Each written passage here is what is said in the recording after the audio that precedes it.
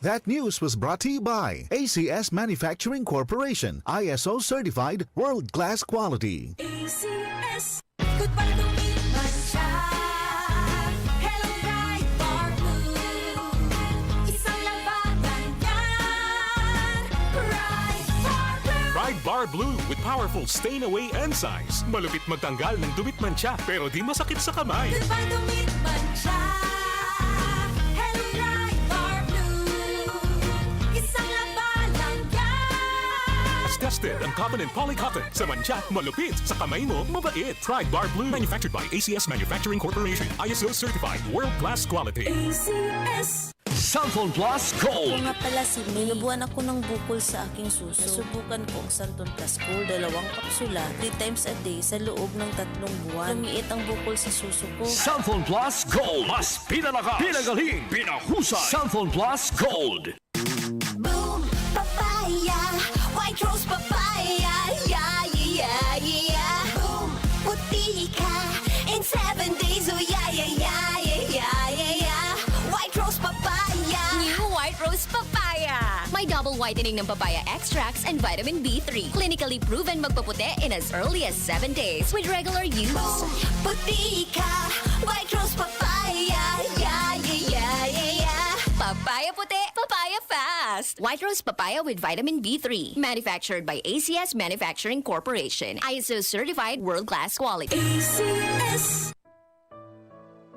Pagbasa sa Aklat ng Kawikaan, Kabanata 12, talata 1 hanggang 28, ang taong may unawa ay tumatanggap ng payo, ngunit ayaw mapaalalahanan ang matigas ang ulo. Si Yahweh ay nalulugod sa taong matuwid, ngunit sa masasama siya ay nagagalit. Ang makasalanan ay hindi mapapanatag, ngunit ang matuwid ay hindi matitinag. Ang mabuting babae ay karangalan ng asawa, ngunit kanser sa buto ang masamang asawa. Ang taong matuwid ay mabuting makiharap, ngunit ang masama ay bihira lang magtapat. Pumapatay ng lihim ang mga pangungusap ng masama, ngunit ang salita ng matuwid ay nagliligtas sa kapwa. Ang masama ay lubusang mapaparam at di na magbabalik, ngunit ang sambahayan ng matuwid mananatiling nakatindig. Ang taong matalino ay magkakamit ng karangalan, ngunit ang aanihin ng masama ay pagkutsa lang. Ang maralitang nagsisikap ay mabuting di hamak kaysa nagkukunwang mayaman, ngunit sa gutom nakasadlak. Kahit sa kanyang mga hayop ang matuwid ay mabait, ngunit ang masama kahit kanino ay sadyang mabagsik. Ang taong masipag ay sagana sa lahat, ngunit ang isang hangal sa yaman ay salat. Ang nais ng masama ay puro kasamaan, ngunit ang tuntungan ng matuwid ay hindi magmamaliw.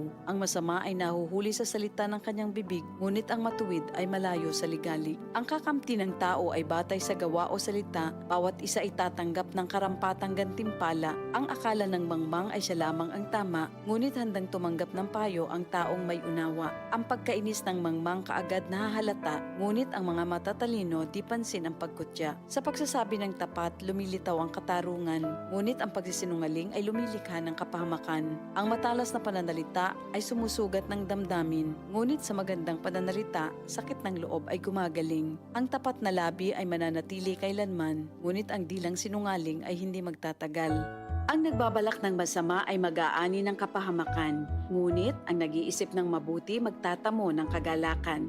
Ang kasamaang palad ay malayo sa matuwid, ngunit ang buhay ng masama ay puno ng ligalig. Namumuhi si Yahweh sa taong sinungaling, ngunit ang tapat ay ligaya niya at aliw.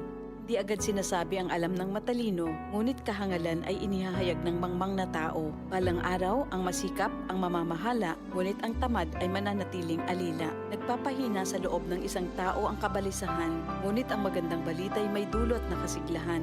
Ang payo ng kaibigang matuwid ay isang gabay, ngunit ang daan ng masama ay tungo sa pagkaligaw. Hindi makakamit ng tamad ang kanyang hinahangad, ngunit ang masikap ay laging may magandang hinaharap. Ang matuwid na landas ay patungo sa buhay, ngunit ang maling daan ay hahantong sa kamatayan. Ito ang salita ng Diyos. DCXL News, ang himpilan ng RMN.